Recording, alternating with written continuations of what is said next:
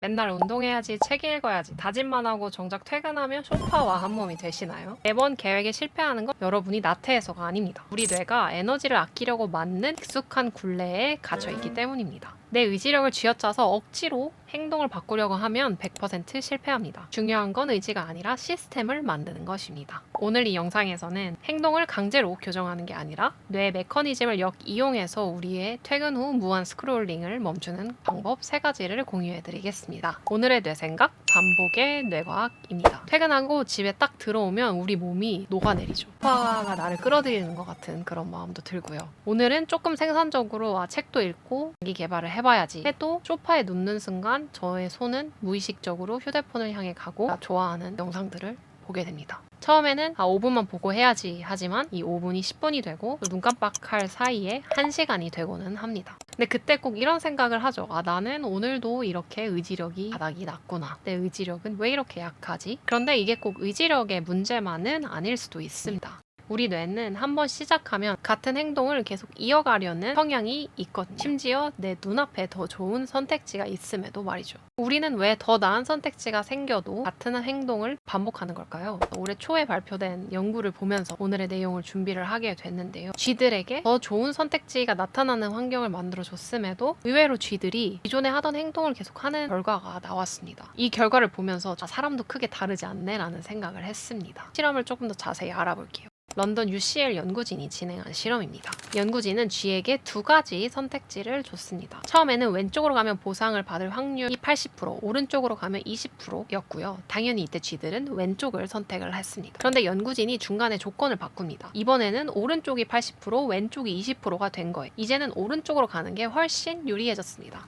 근데 의외의 일이 벌어졌어요. 쥐들은 새로운 보상을 찾아가기보다는 원래 하던 행동을 계속 반복하는 경우가 많았습니다. 연구진은 이 행동을 보면서 2가지 요소를 비교했어요. 하나는 보상이 얼마나 큰지를 따르는 경향, 또 다른 하나는 직전에 했던 행동을 반복하려는 경향, 이 2가지를 비교했습니다. 흥미롭게도 이 실험에서는 보상을 계산하는 것보다 기존 행동을 반복하려는 성향이 더 크게 이 쥐들의 행동을 설명을 하는 걸 발견했어요. 낯설지 않은 모습인 것 같은데요. 더 좋은 선택지를 모르는 게 아니라 익숙한 선택이 먼저 나오는 것입니다. 그럼 우리 반복은 왜 점점 더 강해지는 걸까요? 흥미로운 건 여기서부터인데요. 같은 행동을 반복할수록 쥐는 그 행동을 더 빠르고 자연스럽게 하기 시작했어요. 뇌가 그 행동을 점점 자동화하고 있다는 뜻으로 저는 해석을 했습니다. 뇌 입장에선 이게 굉장히 효율적인 일입니다. 매번 새롭게 새로운 기준으로 판단하는 것보다는 그대로 반복하는 게 훨씬 뇌 입장에서 효율적인 것이죠. 에너지가 덜 들기 때문인데요. 그래서 뇌는 좋은 습관이든 나쁜 습관이든 반복되기 시작하면 그 행동을 할 확률이 더 높아집니다. 사실 이런 현상은 심리학에서도 오래전부터 알려져 있었어요. 심리학자 에드워드 손다이크라는 사람은 연습의 법칙이라는 개념으로 이런 행동들을 설명을 했는데요. 반복 자체가 그 다음 행동이 나오는 것을 더 쉽게 만든다고 설명했습니다.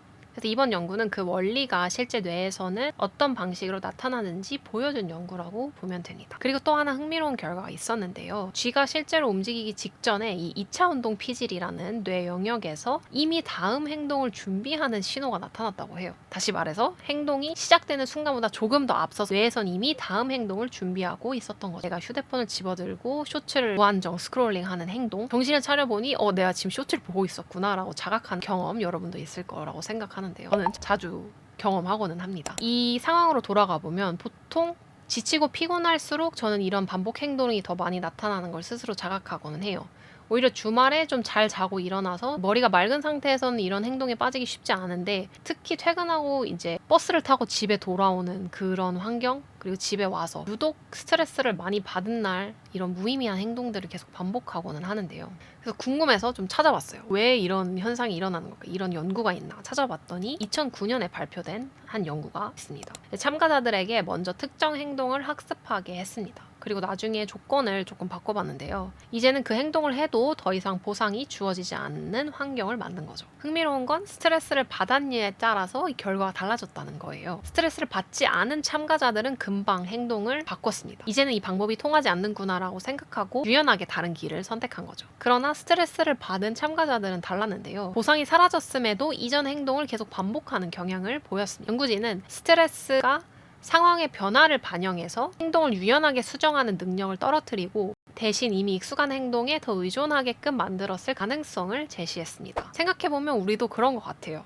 평소에는 오늘은 운동해야지라고 생각하던 사람도 야근하고 돌아오면 일단 몸이 너무 피곤하고 뭔가 보상받고 싶은 보상 심리도 있다 보니 어느새 소파에 앉아서 쇼츠를 보고 있는 상황처럼 말이죠. 그 논문에서는 이런 변화가 목표에 따라 행동을 조절하는 전전두엽의 기능이 조금 약해졌음을 시사한다고 합니다. 전전두엽 기반의 시스템보다는 익숙한 습관 시스템에 더 의존했을 가능성이 더 높다라고 설명했습니다. 피곤하고 스트레스 받을수록 뇌는 새로운 선택을 하는 것보다 익숙한 선택을 하는 것이죠. 사실 저도 대학 시절에 이 반복 행동을 끊을 수 없었던 것 중에 하나가 이제 제가 좋아했던 그런 과자가 있어요.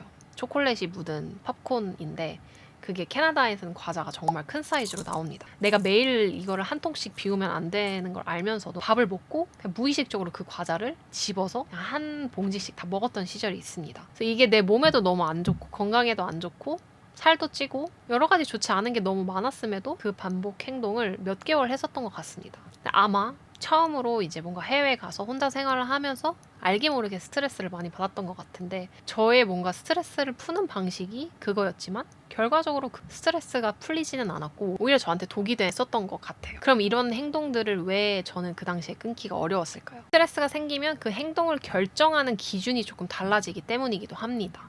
평소에는 지금 내가 하는 행동이 원하는 결과를 가져올까라는 이런 목표 지향적인 행동을 기준으로 판단을 하고는 합니다.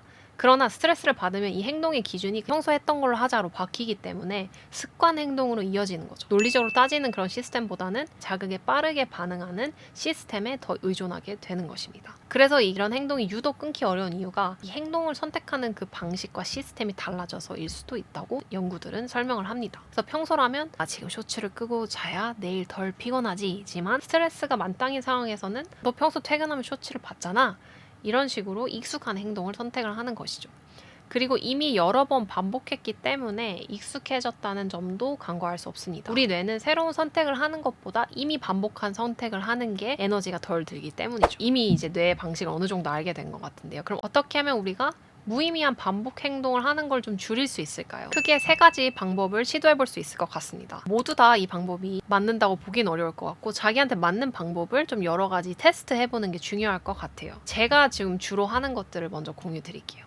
첫 번째는 첫 행동을 바꿔라입니다. 내가 더 결심하고 이런 게 아니라 약간 유연하게 환경을 설정하는 게 제일 중요하다고 저는 생각이 됩니다. 연구에서는 2차 운동 피지는 행동이 시작되기 전에 다음 행동을 이미 준비하고 있다라고 설명을 했는데요. 그래서 그 말은 결심보다 먼저 시작되는 행동이 있다는 뜻이기도 합니다. 그래서 오늘 쇼츠를 보지 말아야지라고 다짐을 하는 것보다 쇼츠를 보기 시작하는 첫 번째 행동을 바꾸는 게 더 중요할 수도 있습니다. 쇼츠를 보기 시작할 때 내가 제일 처음에 하는 행동을 돌아보고 그게 뭔지 생각해보고 그 행동을 바꾸는 게 더 빠를 수도 있습니다. 예를 들어 항상 퇴근하면 현관에서 휴대폰을 들고 내가 소파에 눕는다 라는 그 행동들이 이어진다라고 하면 그 순서를 이렇게 바꿔보는 거예요. 현관에서 휴대폰을 안방에 있는 충전기에 충전을 해놓고 나는 곧장 샤워를 하러 간다. 그래서 뭔가 뇌에 좀 변주를 줌으로써 그 패턴을 조금 더 깨는 연습을 해보는 것이죠. 내가 익숙한 행동이 아니라 좀 다른 행동으로 뇌 회로들을 다시 쓰게끔 해보는 방법도 있을 것 같습니다. 뇌는 먼저 내가 시작한 행동의 흐름을 이어가려는 경향이 있기 때문이. 두 번째는 반복을 없애려 하지 말고 다른 반복으로 교체해라 입니다. 여기서 중요한 건 뇌는 반복하는 것 자체를 싫어하지는 않아요. 반복을 좋아하곤 합니다. 그래서 나쁜 습관을 없애려고만 하면 오히려 더 어렵게 느껴질 수 있는데요. 그 대신 그 자리를 조금 더 도움이 되는 반복 행동으로 교체해 주는 것도 시도해 볼 수 있어요.